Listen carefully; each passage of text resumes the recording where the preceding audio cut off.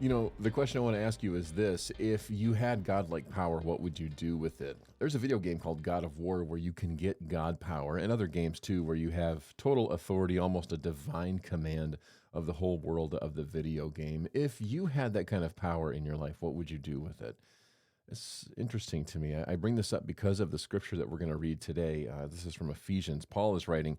He says, "You were taught with regard to your former way of life to put off your old self, which is being corrupted by its deceitful desires, to be made new in the attitude of your minds, and to put on the new self, created to be like God in true righteousness and holiness," and that's the word of the Lord.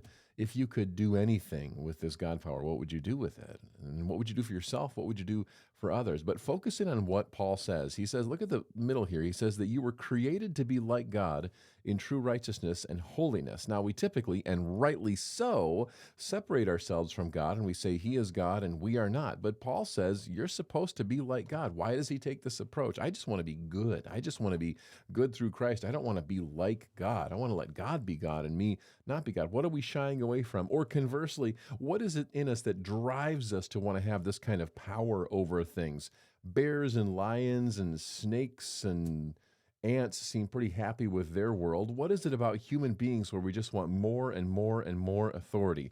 Listen, the serpent, the tempter, Satan, he's smart. He knows how we're wired. We're just wired differently. And so when it comes to Adam and Eve in the garden, he goes up to Eve and he says, listen, God knows that when you eat from this tree of life, your eyes will be, or from the tree of the knowledge of good and evil, your eyes will be opened and you will be like God, knowing good and evil. And she gives into it. She wants God power. She wants that kind of divinity. And so if you think about it, Genesis 3 tells us so much about ourselves because the temptation that we as human beings say yes to is, would you like to have God power in knowing good and evil?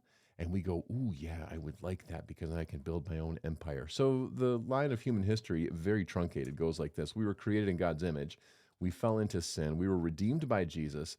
But now we've been recreated, not just to get saved and go to heaven, but to be like God. That's a really high standard. So think of it this way. When Paul says that we are to be like God in true righteousness and holiness, what do you think he's talking about there? And that's where you come in, dear friends. Don't just hear this and go past.